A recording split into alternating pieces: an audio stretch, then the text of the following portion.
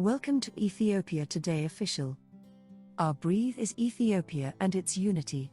One nation, one country with glorious history and culture of 3,000 years. Ethiopia today has no more language than Ethiopia. Your reflections and comments from the globe have been the source of inspiration for us. Many thanks. Without wasting any time, let's move into our burning issue currently. The critical threats Ethiopia faced in the 19th century and the secret how the nation managed to overcome all. The time between 1870 and 1896 was the period when the real threat to Ethiopia's independence arose. The period between 1870 and 1896 stands as a watershed in the annals of political, diplomatic and military history of contemporary Ethiopia. At this crucial juncture, Ethiopia faced three well-organized foreign armies, namely, Egyptian, Mahadist, Sudanese, and Italian. However, relying on the deep patriotic sentiment of its people, Ethiopia successfully defended its independence. The Ethiopians defeated the Egyptian army at the Battle of Gundat and Gura in 1875-76, the Mahadist Crusaders in Gondar in 1889. And they also registered historic victory on the Italian colonial invaders at the famous Battle of Odwa in 1896. These military exploits have presented a special fascination to historians for a considerably long period. How and why Ethiopia remained an independent country when the rest of the continent as well as most regions of globe fell to colonial rule, has been an unanswered historical question until recently. It is to this important historical question that Haggai Ehrlich devoted his monograph, a study of one of Ethiopia's foremost military and diplomatic figures, Ras Alula. Ras Alula played a pivotal role in the defense of the country's territorial integrity. The introduction sets the theoretical framework of the monograph by suggesting that it was the ability of Ethiopia's natural leaders to mobilize and organize militarily as well as politically, all levels of Ethiopian society that proved to be the most decisive factor in maintaining Ethiopia's independence.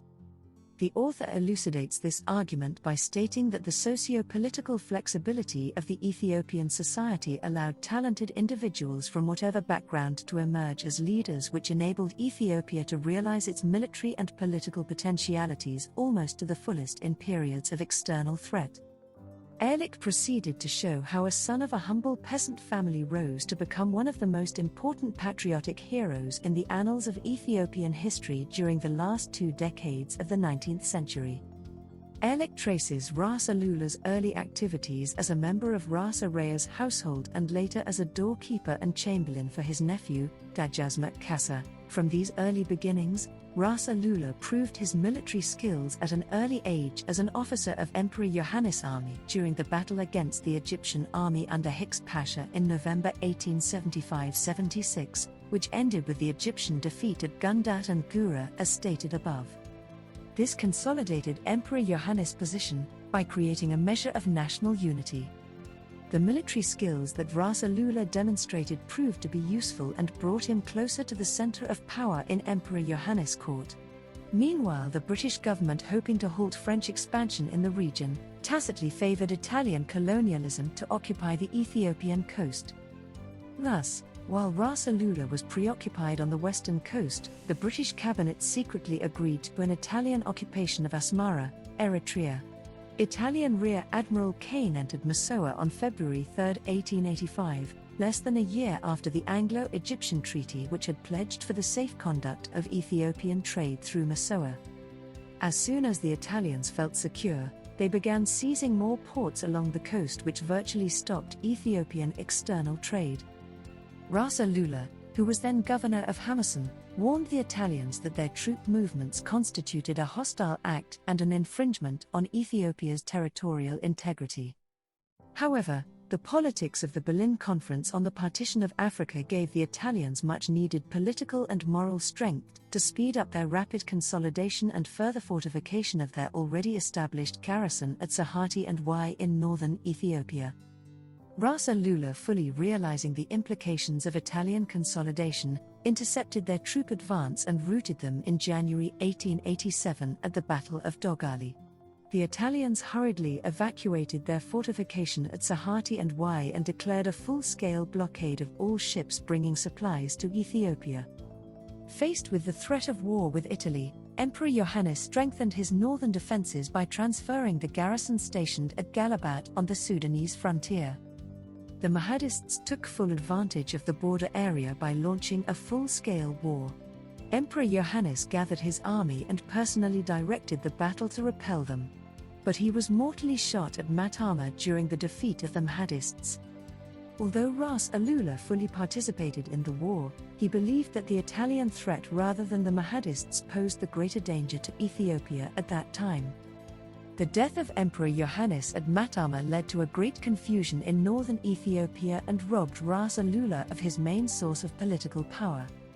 The combination of constant war and the absence of a unifying central leadership paved the way to the emergence of Menelik in Shoa to become Emperor of Ethiopia. Ras Alula wanted the national sovereignty and unity as a matter of priority instead of internal confrontation for power with Menelik, and he quickly accepted Menelik's leadership. Ras Alula later served as a trusted general of the reign of Menelik. During this period, the Italians were in possession of a stretch of territory on a plateau including the town of Asmara, which they made capital of their colony of Eritrea. The Italians succeeded in occupying a large territory including Adigrat, Amba Alagi, and began advancing southwards. Beginning in mid-1895, Emperor Menelik, realizing the Italian long-term intentions, was preparing for the eventual war with the Italians. He appointed Ras Alula to command the imperial army. In March 1896, the Ethiopian forces inflicted a humiliating defeat upon the Italians at the Battle of Odwa. Although Ras Alula pressed to cross the Merib River and drive the Italians out of Africa, that didn't happen due to the administrative reasons. Ras Alula emerged as a formidable African leader during this crucial period in the history of Ethiopia. His deep sense of patriotism and uncompromising anti-colonialist stand contributed greatly to preserving Ethiopia's national independence.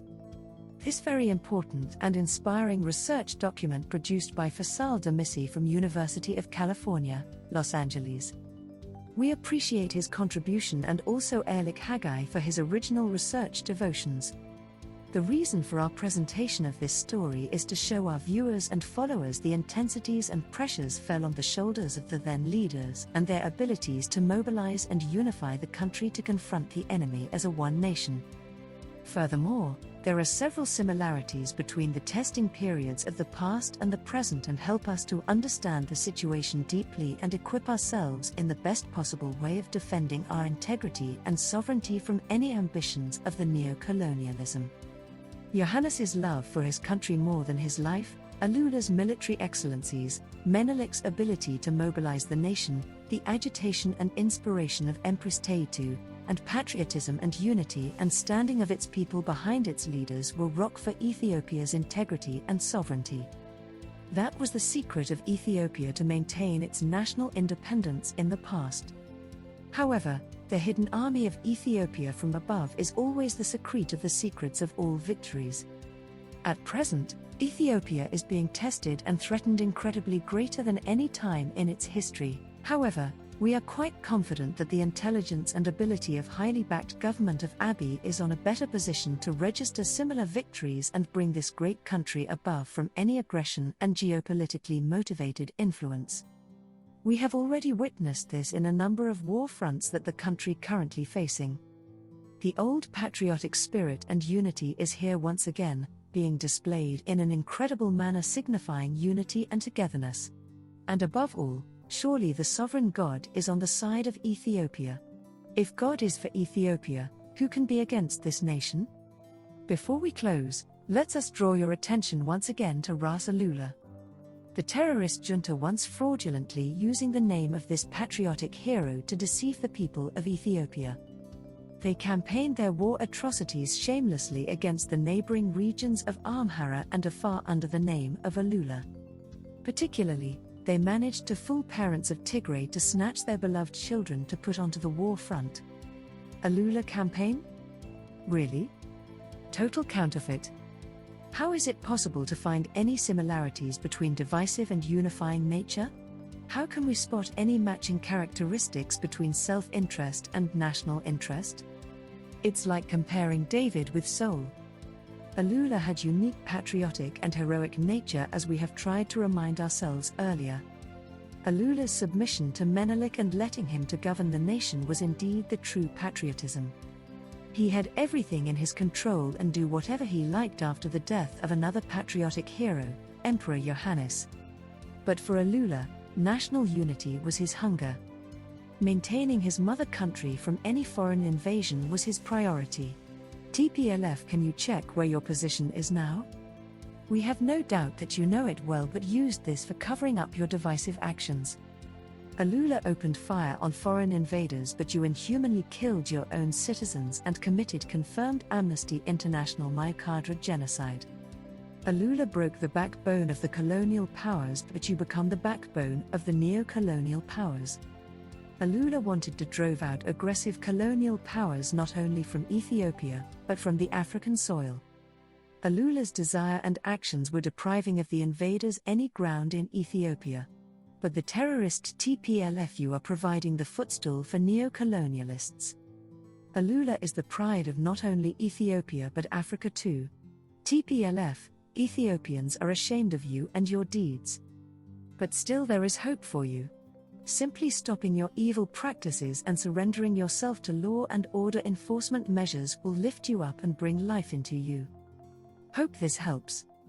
Many thanks our followers for your time, and we hope you enjoyed our presentation. Give us a like, and share this to others. Don't forget to subscribe to Ethiopia Today official channel so that you will receive notification as soon as we upload new videos. And also feel completely free to comment, keeping the community guidelines of the platform in mind. Thanks again.